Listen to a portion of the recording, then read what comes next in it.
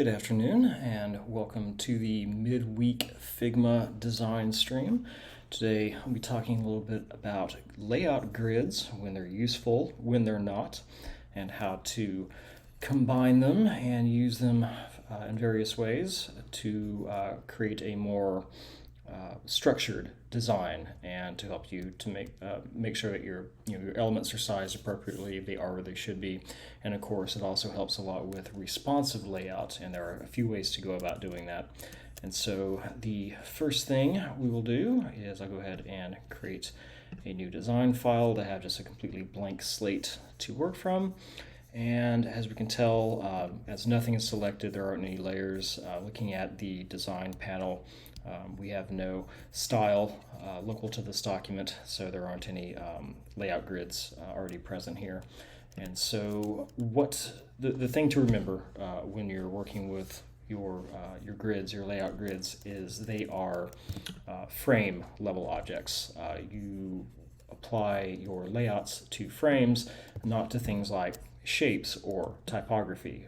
They will not work there. They're meant for frames only.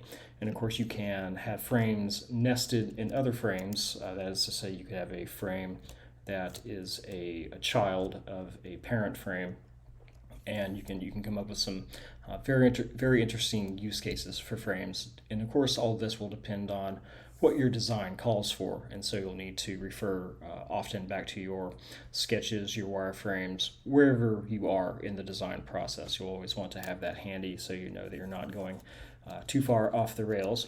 And so knowing that the frame is the element that we use when we're dealing with layout grids, we'll want to go ahead and lay a frame down in our canvas. Our canvas is, of course, this wide open area here in the middle of Figma where we add all our elements and do all of our design work. Of course, we have the the layers/assets panel here on the left, and for the sake of this live stream, we'll just talk about the layers panel being this area right here because we're not dealing with any components of any sort. And of course we have the design, prototype, and inspect panel here on the right. However, this is just going to be referred to as the design panel because we're not doing any prototyping, nor are we checking out any of the HTML or the CSS. And so we're going to just keep this on the design.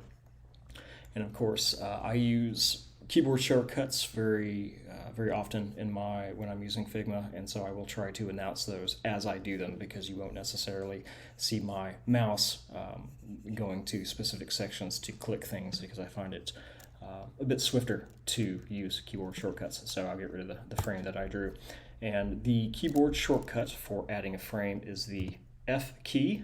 And when you press F, your design panel it probably looks like this, and we have a bunch of expandable boxes or expandable sections here that include specific devices that we can lay frames in our canvas based on their resolutions. And I've been using, for my designs, I've been using the iPhone 13 Pro Max. And of course we have a bevy of iPhone options here, including Android Small and Android Large. Of course there's also tablets based on popular Apple products, desktop, presentation. We have the various Apple Watch sizes here, and of course based on paper dimensions as well, but we'll go ahead and stick with the phone. And once you click one of these frames, it will add it to your canvas, and it'll give it a name of device name space dash space 1, and of course as you add more it'll iterate that number, so iPhone 13 Pro Max 2, 3, 4, so on and so forth. And of course to rename your frame you could double click the name here in the layers panel, and then you could type whatever works best. We'll call this grid example. You can also double click, and that changing the name here changes the name here above the frame and vice versa. Of course if you have nested frames, only the parent frame has the name visible. If I drew a frame in here, for example, of arbitrary dimension, we will see that it has no name above it. It has a name, it's called frame 1.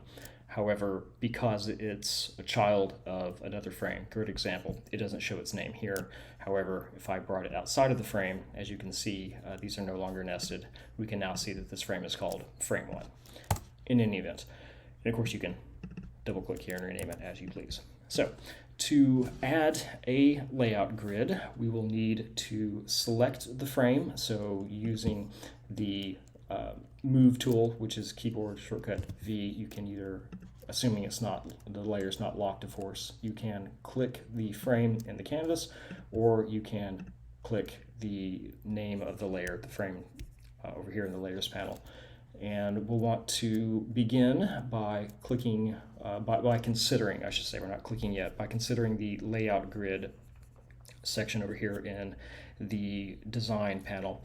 And if we were working on a project that's already had a lot of design done in Figma, or if we were on a team, it's possible that we might have some styles already added, some layout grids that have been saved, so to speak.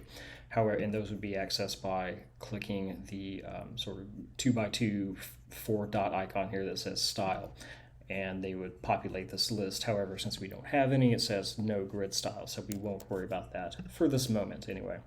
And there are two ways, at least two ways I should say, of adding a layout grid. We can click the wording here, layout grid, or we can click the plus icon and it does exactly the same thing. So I'll click the plus icon, and by default, or at least the default that I have set up in Figma, it will add a 10 pixel grid, which looks like this. And of course I have show pixels on, and so you can see the sub grid, so to speak, below the individual pixels. And so if you were to count these out, this would be 10 by 10, and so this would have an area of 100 pixels.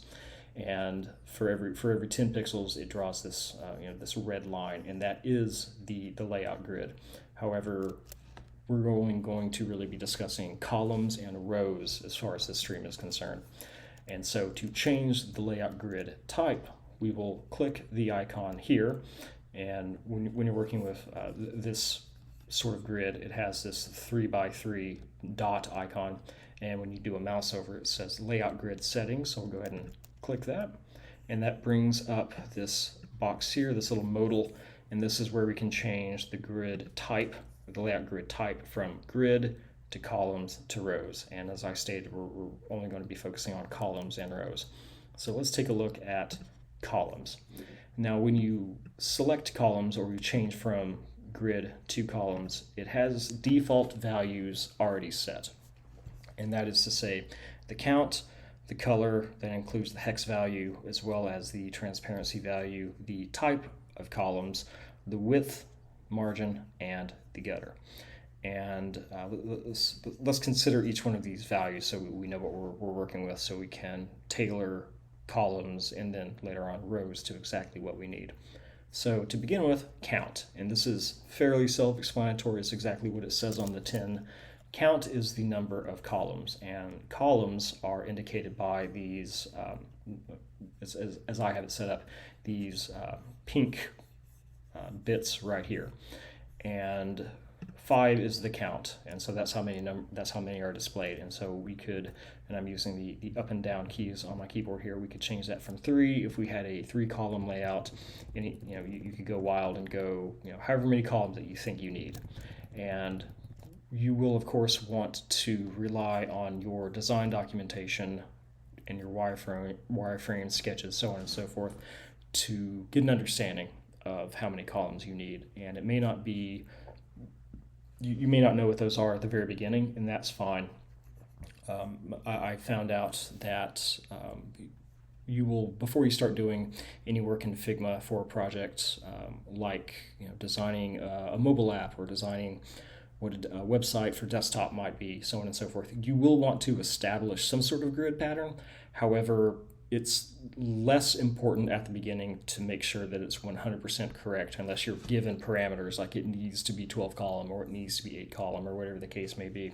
I wouldn't worry so much about getting all this exactly down, because you can change it later.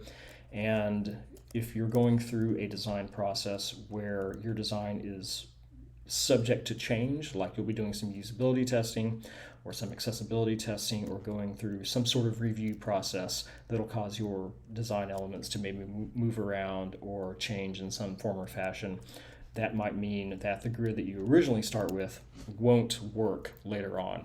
And so I suppose the lesson here is don't fall in love with the grid at the very beginning of your design. And certainly as I have learned from bitter experience, do not fall in love with your initial prototype or your wireframes, because they're probably, unless you did it exactly perfect the first time around, which is incredibly unlikely given what you'll find during your testing phases. Don't get married to any of these things, because they're going to change, and you need to adopt and maintain a mindset that's fine with the fluidity of the UX UI design process. And so this is more of a guide for at the very beginning. So we will let's see here, and to continue on. So count is the number of columns that we have, and they're sort of striped pink, and you can change that color, and that is of course under the color settings here. And by default we have the hex value FF000000, and the FF makes this, the F is the, I guess, highest value in the hex, whereas the 0 is the lowest. So this is RGB, and so red is at max, and then green, blue is they're at 0. And this is a transparency. And of course, if we don't like pink, if we find that difficult to look at, if there's an accessibility issue for you for whatever reason, or the transparency doesn't work, any reason at all, you can change the color. And of course, we have the color picker here, and so you could, as you can see behind the picker, whatever I change it to here, it's reflected here. Of course, you can change it to a blue color if you wanted to. You can edit the transparency, whatever helps you design best. That's what this is used for. However, you will find that FF0000 hex value with a transparency of around 10 seems to be the default in most design software, and so that's what you'll be seeing. And so I'll go ahead and change that to the default, because I don't have a problem with that myself, and at this point I'm used to looking at it. And you can also, if you know your exact hex value, you can plug it in here in this area, and the 10%, that refers to the transparency value. Below that, on the second row, we have type, and when we're dealing with columns, your type is going to be left, right, center, stretch. And what type refers to is the origin of the columns, where the columns start. And so if we were to set the columns starting from the left, we have 8 columns, they start from the left. Each column has a width of 10, offset 0, gutter 20. We can see that they're all sort of smushed, or they're all over on the left side, because we have them starting from the left. Type is where they start from. Likewise, if we start from the right, or if we set type to right, they all start from the right. Center, again, starting from the center. And stretch will stretch the columns to fit, and it doesn't really have a point of origin, so to speak. And you'll notice that when we're dealing with left, right, or center, when we're talking about columns, we can change what we want the width to be. And of course, I'm using the up and down keys on my keyboard while holding shift, which lets you go by increments of 10. And so we can set the width to whatever we want it to be if we know what that looks like for our design. However, if we go to, and it's the same story for right and for center, we can determine what we want the width to be. However, if we go to stretch, we will find that the width is automatically set to auto, and that value is disabled in that we can't change it from anything to auto. Because if we were able to put in a pixel value for the width, it would no longer be stretch, if that makes sense. And when we're talking about columns, the margin is as you can see here, adjusting the margin is the space on the far right and the far left of the columns themselves. This is very, adjusting your margins when you're establishing your columns layout will help establish your safe zone, which I think is what the Human Interface Guideline calls it, which is the area to the right or to the left where there isn't going to be any content, or the type of content that doesn't need to be aligned to a grid, like if you had a full page or a full width image, or like an image carousel, or some sort of horizontal scrolling, that wouldn't need to, you could disregard the margin in that case. But if you knew, for example, that you knew how many columns you want, so you can set the count, and you knew that you wanted a margin of 20 on each side, then you could set that specifically here. The gutter is the space between the columns, and let me change that to something more obvious. So yeah, because it was set to the same value as margin, so that was a bit confusing. But gutter, as you can see as I change the value here, refers to the space between the columns.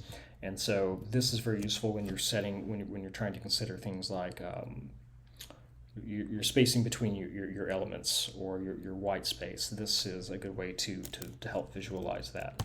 And so with all these together, you can, with your count, your type, your margin, and your gutter, you can set very specific parameters for your columns.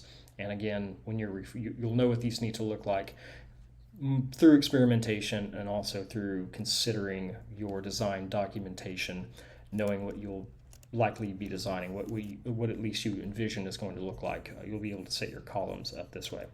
And that is how to set up columns. And of course, again, columns being or layout grids being a frame level, they're superimposed on frames only. If you want to, once you're done setting up your columns or your grid or what have you, if you want to then edit, or if you decide, oh, I don't want 8 columns, I want 12, or whatever the case may be, if you click on your frame, or you select the frame layer from your layers panel, you will see that we still have the layout grid selected for this frame. If we click this icon here, which is the columns icon, we can get to the layout grid settings. If we click here, this takes us back to this brings up the columns, or the parameters modal, where we can change all these things. And if we want to, we don't have to, once we set up a layout grid, we don't have to have the layout grid on or visible all the time.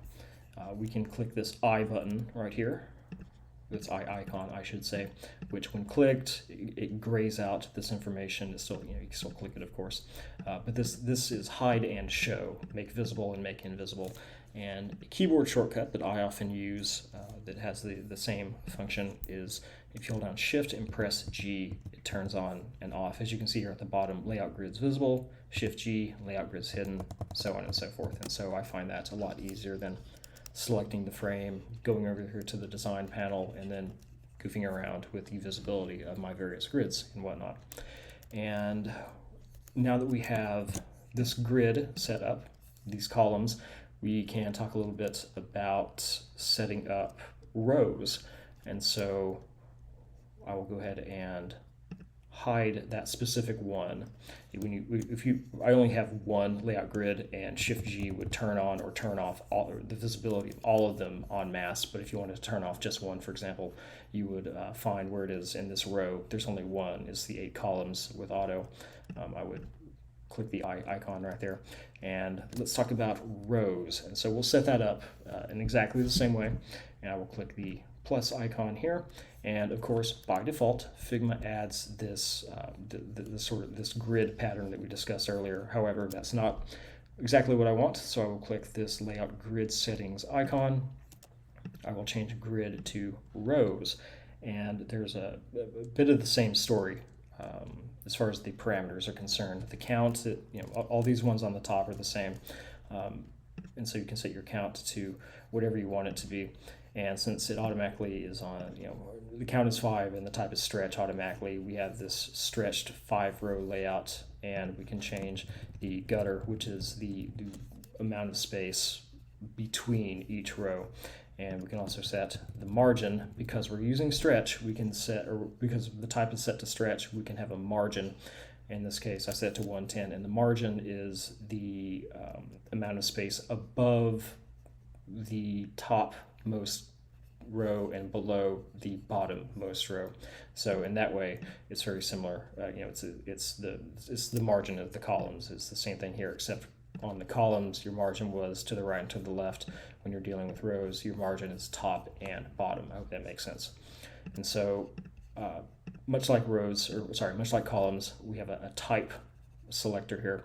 And on columns, the type was left, right, center, stretch. However, on rows, the type is top, bottom, center, stretch, because when you're dealing with rows being horizontal type elements, they'll either start from the point of origin will be the top, bottom, or the center. Center and stretch being the two that column and rows share as far as types are concerned. And so if we set it to top and set our offset to 0, we can see that type sets the point of origin for 5 rows at the very top of our frame. Gutter, we can reduce that, and something like that. And so if you have a design specifically that needs to begin from a very certain point at the top of the frame based on your rows, you can then set your offset. And offset is again when you have your type set to top or bottom, offset will not affect both the top and the bottom. It only affects what the type is set to, and by that I mean this is the offset in number of pixels from the top. It doesn't really affect that. It doesn't have any effect on the bottom. And so if I knew, for example, that I had a header or like a banner at the very top of my design, and I knew it took up, let's say, 100 pixels, and I wanted my layout grid rows to begin after that, then I would set the offset to 100. I would draw my banner at the top, and then after that is where my rows would begin because I had an offset from the top of 100. And the same parameters are here as well, except instead of width that we saw on columns, we now have height. And we can, adjusting the height does, again, exactly what it says on the tin. It adjusts the height of the rows. Gutter is the space between the rows, of course. And depending on what your design looks like, of course, refer to your documents and your artifacts. You will determine if you need offset, if you need it to start from the top, from the bottom, maybe even from the center, depending on what you're working with on your project. I find for the design that I was working on recently that stretch worked. Stretch worked for me, and I had a margin of 0, so I wanted, I wanted my first column to be, at pixel 0 at the very, very top, and then I also wanted it to go all the way to the bottom. However, this gave me a good starting point, and so I used this for quite a few layout ideas. Prototyping ideas before I decided that I needed more control. I needed to know exactly what my height was because I had several elements that were using, let's say, they were 40 pixels tall, and I really, it's not that I couldn't change my elements, it's that would involve way more work than just changing the grid layout, the layout grid that is. And so if you want to go that route, instead of using stretch, if stretch is useful because it draws as many rows or columns that you need, depending on what type of grid you're working on. It'll draw in as many as you set here from top to bottom. However, there is a way to have the best of both worlds, being able to set your height and then being able to have as many as you need. And so if we change our type to top, and this will work for bottom and center as well, I used starting from top, so my type was set to top, and you can add rows, and you'll notice it just keeps adding them. And in this scenario, if we add more than 8, you can't see them anymore. However, if we if we drag here in our frame and make it a bit taller, we can see that it indeed has that many rows. They're just sort of invisible. And so, there we go. And so if we don't want to worry about having to manually put in the number of rows or columns for that matter that we want here, we can set this to auto, and it'll do a calculation based on the height of the frame. And let's get back to, it'll do a calculation based on the height of the frame and the height that you've set here in your rows, and it'll just draw as many as it can fit. And if you were to extend this, because it's set to auto, it'll just keep drawing them forever based on how large your frame is. And with that in mind, let's bring this back. And of course you can set your offset if you need to. I did not need to, however, so I left offset at 0. And I'm going to try to replicate the last grid that I was using that I found really worked well for me. And this is meant to be more of an example of what you could do. Everyone's designs are inherently different and therefore are going to dictate different layout grid. They'll have different layout grid parameter necessities. And so once you discover what those are, you can work within that. However, I'll just give you an example of what I was working with. I believe my height was set to something like 18. I did not have an offset. I didn't need one. I was starting from the top, and I wanted to just draw as many as it could fit, so I had the count set to auto. Color was fine, and my gutter was like 4, something like that. Let's see here. I'm at 100%. Yeah, this looks similar to what I was using, and it looks very busy and very tight and compact. Many of my elements, their height spanned several columns, and the math was such that it was either a multiple of 18 or 4 or 18 plus 4, my gutter plus my height. And so after some experimentation, I determined that this worked best for me in a specific project I was working on. Again, every project will be different. And so having this set up, I was able to draw my elements where I needed them to be. However, there is a way to, this entire time I've been showing you, grid or columns, and you can have one, the other, or you can have multiple showing at once, depending on what you have set up. And in your layout grid, provided you have your frame selected, you can just press the plus button, add it to infinity, and just keep adding grid types over and over and over. I think at some point it becomes difficult to manage and to see what you're doing. So be careful with going too crazy with your grids there, of course. But something like this was more or less working for me. These aren't the exact numbers, of course. I'm just going off of memory, but something like this was working for me. However, because I did not save these layout grids as a style locally or to the theme library, if I create a new frame, let's the same type of frame. If I create another iPhone 13 Pro Max frame, I will notice that, when I click on the one that says grid example, I have layout grids here that I can, because I set these up for this frame, and I can turn them on or off. On this frame, I don't have any layout grids because the ones I set up are only good. The layout grids I created are only good for this one frame. And so if we wanted to reuse the layout grids we set up, that's quite simple as well. I would click the plus button. Oops, sorry, that's not what I meant to do. I would click the style button once I've selected the layer or the frame that has the grids that I like. I would click the style button, and then I would click plus. Now when you click plus, it's going to create a style. And that style is going to be based on whatever layout grids you have at the time. And so if I create a style based on this layout grid, it's going to include both rows and columns. So that would be useful if I wanted to view both at once. And I'll show you what I mean by that. I will click the style button. I will click plus. It wants a name. I'll call this calls and rows. Create style. It combined the rows and the column style into one. It called them columns and rows, and because the first layout grid was of type column, it just kept that icon. It will not create a custom icon based on what it looks like. It's not going to create one that looks like a pound sign, for example. If you have both columns and rows, it'll just show what the very first one was. And so you'll need to name them appropriately so you know exactly what you're dealing with. Because if you have one that's just columns and then you make one that's called calls and rows, but they both have the same icon, that might be confusing if you just look at it briefly. So this works if you want both. However, if we want to, for example, make a style that's only rows, we would go through the same setup procedure. And so, I clicked minus, but because it's a style that I created, it's still here. So I can get rid of it here, and then I could just re-add it by clicking here. So I will add a new one. We're going to call this, we'll go with rows. Let's see here.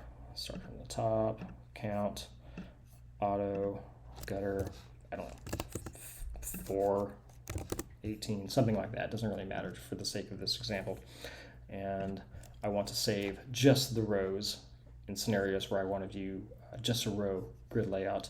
I would click the style button, I would click plus, I'll call this rows, and if you only expect to use one row style, one column style, then it's acceptable to call it rows or calls. Otherwise, you might want to give it a more descriptive row or a descriptive title like auto 18.4 or some sort of nomenclature that you would understand what that meant. Just something more descriptive than that. But for the sake of this example, rows works fine for me. So plus, I'll call that rows, and then it renamed the layout grid that we had to rows.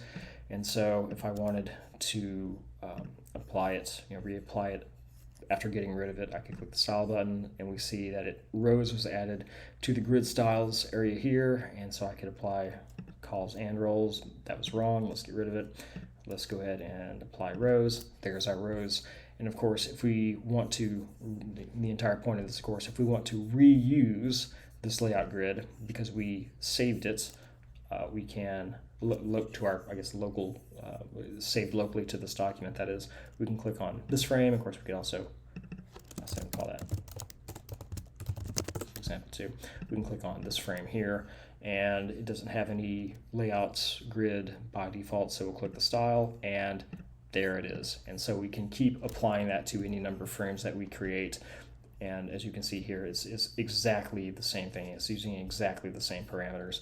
And depending on how you have your rows set up, for example, if you had it set to stretch and you alter the width or the height, depending on if you're dealing with columns or rows, that might change the width of your columns or rows if you set them to stretch and you start altering the size of your frame.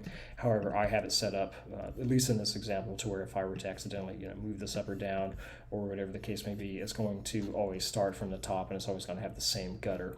And that is definitely something to keep in mind. And of course, there are multiple uses for grids. You can get very intense with what you use as far as grids are concerned. And so I'm going to get rid of that frame because I don't need it anymore. Let's go to grid example, and I want to go ahead and get rid of that layout grid. And so let's say, for example, that you have some elements on your page, some nested elements, some children of this here frame, and you want to give them their own frame. Well, that's quite easy enough. And so we have grid example. I will create another frame. I'm going to give it a color so we can more easily identify. I'll give it this sort of grayish color here, and I'm going to call that child, I suppose. And just to make it a bit more pleasing to the eye, I'll give it a corner radius of 8. And so I will drag it into this frame here. It then becomes nested. It's the child. I just called it child of the parent, which is called a grid example, and we know that's the case because the name of the frame disappeared from the top left. And we can create a layout grid right here, and we can apply a grid that we've already created, or we can create a special grid just for this guy right here, or for this child right here. And so I could apply rows to that frame if I wanted to, and then for the parent I could, let's see here, I could have columns and rows. And as you can see here, this is a good way to, if you have your parent frame and you have your layout done here, but you have a button or an input form or some other type of CTA wording or whatever the case may be, and you needed that element to have its own properties, or its own grid properties, then you can apply it independently, I suppose, of the parent frame. The child frame will not take on the layout grid that was assigned to it. You can give it its own grid, and you could, of course, create as many styles as you wanted to for child grids. Again, I would advise against creating too many, if only for the sake of simplicity, but you could combine grids in this way. Of course, there are some scenarios, specifically with like buttons, for example, that auto layout is may or may not be a lot more appropriate way of going about doing that. But this was merely a sort of a simple example of how to get started with grids in Figma. And that about does it for this stream. Of course, if there are any excuse me, questions regarding what I've talked about here, I am in the UX UI career track group on Slack. It can be found there. You can send me a message. And of course, if you want to be notified of when I do more streams, you can sign up via Twitch, and you can subscribe on Twitch, I should say, and sign up for notifications. And that way you will be notified next time I go live. And so thank you for watching, and I will talk to you later.